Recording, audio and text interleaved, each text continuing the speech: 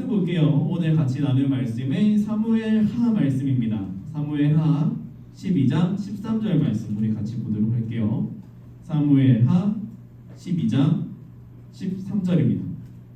네, 앞에 있는 화면을 보고 우리 같이 함께 한 목소리로 읽도록 하겠습니다. 시작. 그러나 다윗이 나단에게 말했습니다. 내가 여호와께 죄를 지었소. 나단이 대답했습니다. 여호와께서는 왕의 죄를 용서하셨습니다. 왕은 죽지 않을 것입니다. 아멘. 오늘은 두 왕에 대한 이야기를 같이 나눠보려고 합니다. 이스라엘의 첫 번째 왕 그리고 이스라엘의 두 번째 왕인데요. 첫 번째 왕의 이름 혹시 아는 사람 있나요? 이스라엘의 첫 번째 왕 바로 사울이죠. 사울 이스라엘의 첫 번째 왕이고, 그럼 두 번째 왕의 이름은 무엇일까요? 여러분이 잘 알고 있는 뭐죠? 데이빗, 네, 다윗입니다. 보통 한 나라의 왕조라고 하면은 다이너스티라고 하면은 한 가문이잖아요, 그죠? 한 가문 안에서 왕의 자식의 이렇게 해서 왕이 쭉 이어져 가는 거, 그거를 다이너스티라고 그래요. 왕조라 그러는데, 근데 사울은 어땠을까요? 이스라엘의 두 번째 왕인 다윗의 아버지가 사울인가요?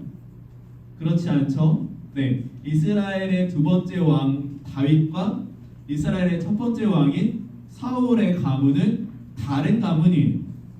사울은 이스라엘 12지파 중에서 베냐민 지파, 영어로 벤자민, 네, 그렇죠? 베냐민 지파에 속한 왕이었고요. 그리고 다윗은 이스라엘 12지파 중에서 유다 가문에 속한 사람이었어요. 그러니까 가문이 아예 다른 사람들인 거예요. 그러면 왜 이 사울은 자기 때에서 왕조가 끊겨졌을까요? 왜 자기 아들에게 왕이 넘어간 게 아니라 다른 집안에 있는 다윗에게 왕이 넘어갔을까요? 성경을 보면 그 이유가 뭐냐면 사울이 지은 죄 때문이에요. 그럼 사울이 무슨 죄를 지었냐? 사울이 지은 죄 간단하게 이야기하면 하나님의 말씀에 순종하지 않은 죄예요. 그럼 하나님한테서 뭘 순종하지 않았냐? 이스라엘이 아말렉이라는 적과 전쟁을 벌입니다. 전쟁을 하는데 하나님께서 명령하셔요. 아말렉에 있는 모든 군대를 다 죽이고 군인만 죽이는 게 아니라 아말렉이 가지고 있는 짐승들도 있을 거잖아요. 짐승들도 있는데 그 짐승들도 단 하나도 남기지 말고 다 죽이라고 하나님께서 명령을 하시거든요. 근데 사울이 사람은 다 죽인 것 같아요, 보니까. 근데 살려둔 게 있어요. 누굴 살려두냐면 짐승들 중에서 좀 퀄리티가 좋은, 질이 좋은 짐승들은 일부를 살려줍니다. 사무엘이 사울 왕한테 와가지고 이야기를 하는 거예요. 왜 이 짐승들을 살려두냐고 이야기를 하니까 사울이 자기의 백성들이 두려워서 그랬다라고 핑계를 댑니다. 이 불순종한 죄로 말미암아서 사울은 하나님께 버림을 받아요. 그러면 다윗 이후로 계속해서 이스라엘이 망할 때까지 다윗의 가문에서 왕이 나오거든요. 그럼 다윗은 하나님의 말씀을 잘 지켰기 때문에 버림받지 않았을까요? 그런가요? 사울은 하나님께 범죄했기 때문에, 죄를 지었기 때문에 버림받았잖아요. 다윗은 그러면 하나님께 죄를 안 지었으니까 버림을 받지 않았을까요? 성경을 보면 그렇지 않아요. 성경을 보면 다윗 역시도 죄를 지었습니다. 어떻게 보면 사울보다도 훨씬 심각한 죄를 지었어요. 우리 사람의 생각으로 바라보기에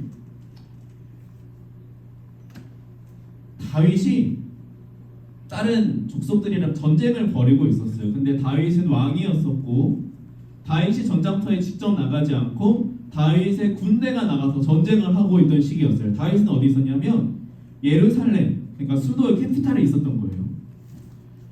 자신의 부하들이 열심히 전장터에서 전쟁을 벌이고 있는데 자신의 궁전에서 이렇게 밤을 보내고 있다가 다윗의 눈에 들어온 게 있었습니다. 그게 뭐였냐면 다윗의 부하 장수 중에 우리야라는 사람이 있었어요. 우리야, 한번 따라해볼까요? 우리야라는 장수가 있었어요. 그 사람의 와이프가 있는데 와이프 이름이 뭐냐? 바세바입니다. 한번 따라해볼까요? 바세바. 다윗의 눈에 뭐가 들어왔냐면 다윗의 궁전이 예루살렘에서 제일 높은 데 있었으니까 예루살렘이 다 보일 거 아니에요? 바세바가 자신의 집에서 목욕하고 있는 걸 다윗이 보게 됐어요.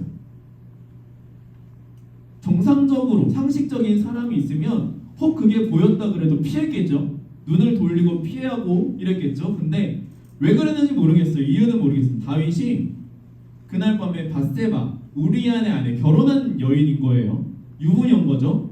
결혼한 여인인 바세바를 자신의 궁궐로 불러들입니다. 그래서 하룻밤을 같이 보내요. 그냥 그렇게 보낸 것도 사실은 굉장히 윤리적으로 나쁜 행동이죠. 안타깝게도 그날 밤에 아기가 생깁니다. 바세바가 임신을 하게 돼요. 이 사실을 다윗이 들었어요. 다윗이 듣고 나서 첫 번째 했던 행동이 무엇이냐면 전장터에서 열심히 싸우고 있는 자신의 부하장수 우리아를 예루살렘으로 급히 불러들입니다.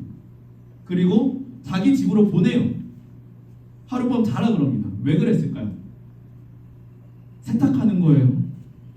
바세바가 임신한 그 아기가 자기 아기가 아니라 자기 부하의 아기인 것처럼 속이려고 하는 거예요. 굉장히 나쁘죠? 저질입니다. 굉장히 악질이에요. 근데 이 우리아, 다윗의 부하였던 우리아가 집에 갔을까요? 안 갔을까요?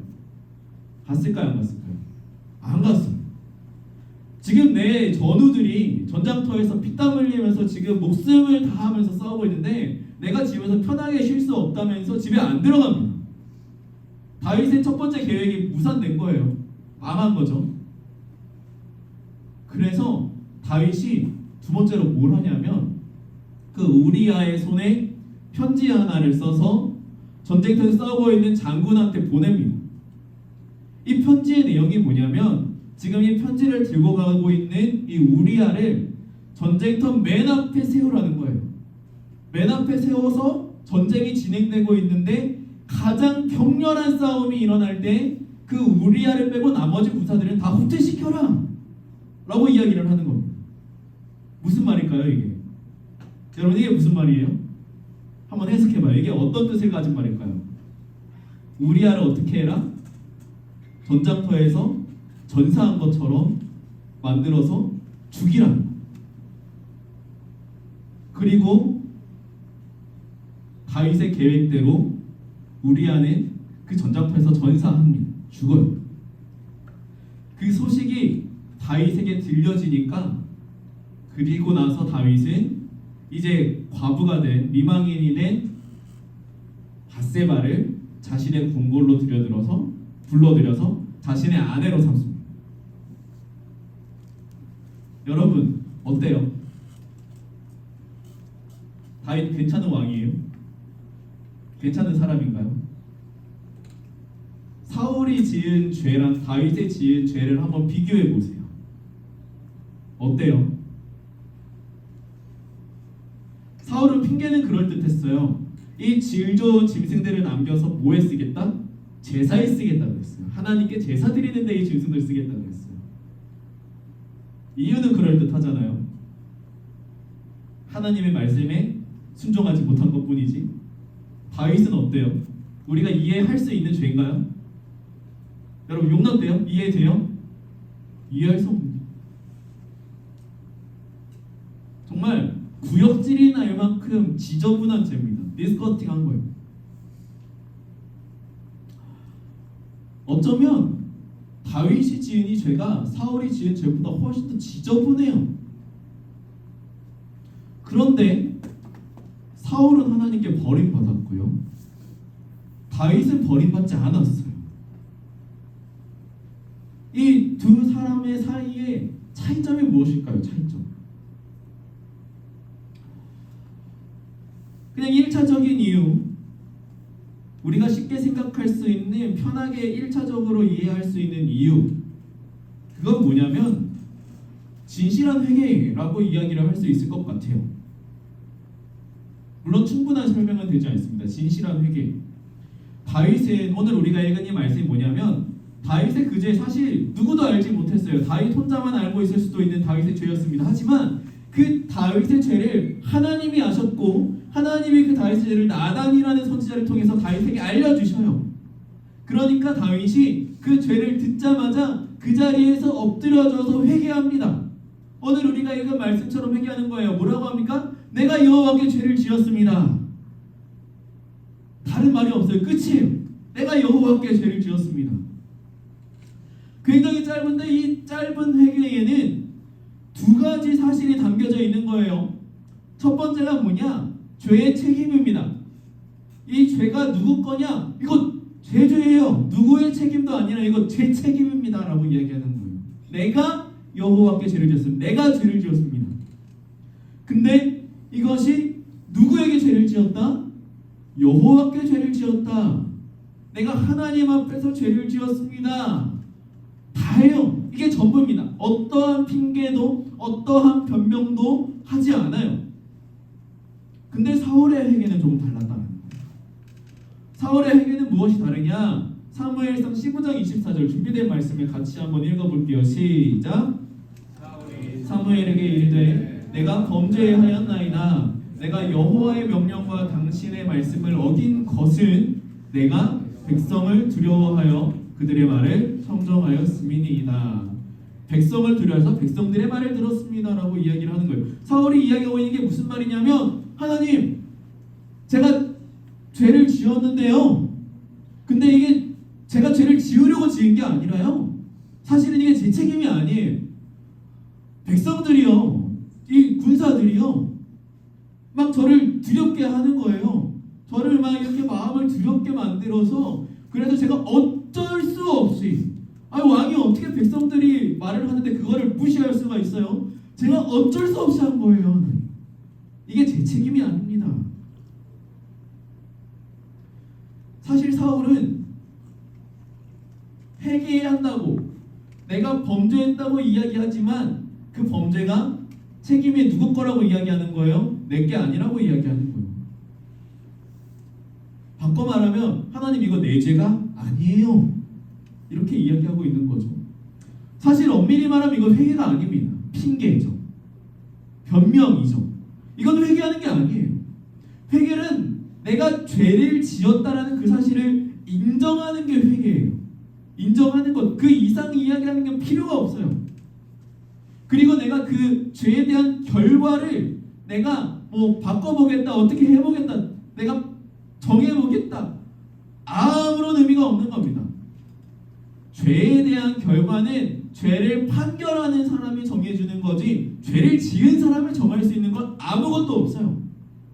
죄를 지은 사람은 오직 그 죄를 인정하는 것, 그것 말고는 할 수 있는 게 하나도 없다라는 거예요. 그런데 사울은 이 죄가 내 책임이 아니에요, 하나님. 그러니까 내가 이 죄에 대한 책임을 갖고 내가 죽음을 당하거나 내가 버림받을 이유가 없어요. 하나님, 용서해 주세요. 이거 내 거 아니니까 하나님이 그냥 없는 일로 해주세요. 죄에 대한 결과까지도 자기가 다 정해버리는 거예요. 굉장히 교만한 거죠. 결국 사울은 그런 죄에 대한 태도, 하나님께 순종하지 못한 것, 이것 때문에 버림을 받습니다. 반면에 다윗은 그냥 인정한 거예요. 하나님, 제가 죄 지었습니다. 이거 제 죄예요. 제가 책임질게요. 실제로 그 죄에 대한 책임이 어떻게 이루어지냐면, 그 밧세바의 아이가 태어나서 곧 죽습니다. 죽어요. 우리가 여기까지 이렇게 들으면 쉽게 이렇게 생각할 수 있습니다. 아, 그렇구나. 내가 하나님께 죄를 인정하면 그럼 내가 용서받을 수 있는 거구나. 이렇게 이해하기 쉽습니다. 근데 사실 이거는 100점 만점에 50점짜리밖에 안 되는 답이에요. 제가 만약에 여러분들이 초등학생들이라면, 프라이머리에 다니고 있는 친구들이라면 그냥 여기서 끝낼 수도 있어요. 근데 우리 그 정도 아니잖아요. 그죠? 미들스쿨, 하이스쿨 혹은 세컨더리 다니고 있는 친구들이잖아요. 훨씬 더 깊이 있는 생각할 수 있는 친구들이잖아요. 그죠? 우리 여기서 하나 더 생각해야 돼요. 그게 뭐냐면, 사울이 진실된 회개를 하지 못했는데 다윗은 진실된 회개를 했어요. 왜 다윗은 진실된 회개를 할 수 있었냐? 왜 다윗은 진실된 회개를 할 수 있었냐? 그게 무엇이냐면, 다윗에게 하나님의 약속이 있었기 때문입니다. 다시 한번요. 다윗에게 하나님의 무엇이 있었다고요? 다윗에게 하나님의 약속이 있었기 때문이에요. 우리 사무엘하 7장 11절부터 16절까지 사실 짧지 않은 말씀인데 사실 이 말씀이 성경 안에서 너무너무 중요한 말씀이에요. 너무너무 중요한 말씀이기 때문에 우리가 이 말씀은 다 같이 함께 읽었으면 좋겠습니다. 같이 읽을게요. 시작. 하반절 나 주가 너의 집안을 한 왕조로 만들었다는 것을 이제 나 주가 너에게 선언한다. 너의 생애가 다하여서 내가 너의 조상들과 함께 묻히면 내가 네 몸에서 나올 자식을 후계자로 세워서 그의 나라를 튼튼하게 하겠다. 바로 그가 나의 이름을 드러내려고 집을 지을 것이며 나는 그의 나라의 왕위를 영원토록 튼튼히 하여 주겠다. 나는 그의 아버지가 되고 그는 나의 아들이 될 것이다. 그가 죄를 지으면 사람들이 저의 자식을 매로 때리거나 채찍으로 치듯이 나도 그를 징계하겠다. 내가 사울에게서 나의 총애를 거두어 나의 앞에서 물러가게 하였지만 너의 자손에게서는 총애를 거두지 아니하겠다. 내 집과 내 나라가 내 앞에서 영원히 이어갈 것이며 내 왕위가 영원히 튼튼하게 서 있을 것이다. 아멘. 이게 성경 안에서 다윗 언약이라고 이야기하는 너무너무 중요한 말씀이에요. 한번 따라해볼까요? 다윗 언약. 다윗에게 주신 하나님의 약속입니다. 다윗이 하나님을 위해서 성전을 짓겠다라고 이야기했어요. 다윗이 화려한 나무들과 장식으로 자신의 궁궐을 지었는데 이때만 해도 하나님은 어디에 계시냐면 성막 텐트에 있었어요. 다윗은 그게 너무 속상해서 내 집은 이렇게 화려한데 하나님이 계신 곳은 그냥 텐트니까 그게 속상해서 세상에서 가장 멋지고 화려한 집으로 하나님의 집을 지어드리려고 했습니다. 그런데 하나님께서는 그 다윗의 마음을 받으셨어요. 하나님의 집을 짓는 일은 다윗의 아들 솔로몬의 몫으로 남겨두십니다. 대신에 하나님의 그 마음을 너무 기쁘게 여기셔서 다윗에게 약속을 주시는데 그게 바로 오늘 이 약속이에요. 이 약속에서 핵심이 뭐냐면 너가 내 집을 지어주겠다고 했지? 아니야. 오히려 하나님이 내가 다윗 너의 집을 지어줄 거야 라고 이야기를 하십니다. 여기서 말하는 집이 무슨 뜻이냐면 왕조 다이너스티를 이야기해요. 그리고 그 집은 망하지 않을 거야. 내가 그 집을 망하지 않게 할 거야. 영원하게 만들 거야 라고 하나님께서 약속해 주십니다. 너의 왕조는 망하지 않고 영원할 거야. 절대 망하지 않을 거고 내가 버리지 않을 거야 라고 이야기를 하시면서 하나님이 중요한 말씀 하나 하세요. 나는 너의 아버지가 될 것이고 너는 내 아들이 될 거야. 너가 혹 잘못하면 너가 혹 실수하면 그러면 내가 너를 징계하고 혼을 내겠지만 내가 너를 버리지 않을 거야 라고 하나님께서 약속해 주시는 거예요. 혼낸다라는 게 호적에서 파버리겠다라는 이야기가 아닙니다. 내가 혼을 내겠지만 그 혼을 내는 건 너를 사랑하기 때문에 너가 엇나가는 것이 속상하기 때문에 너가 올바로 다시 돌아오게 하기 위해서 너를 혼내는 거지 너를 버리는 게 아니야 라는 하나님의 약속인 거예요. 다윗에게는 이 약속이 있었어요. 다윗은 이 하나님의 약속을 기억했기 때문에 그래서 하나님께 다른 더 많은 것을 바랄 필요가 없었던 거예요. 죄 앞에서 죄를 피하고 죄를 핑계댈 이유가 없었어요. 왜? 그래요. 죄 내가 지었어요.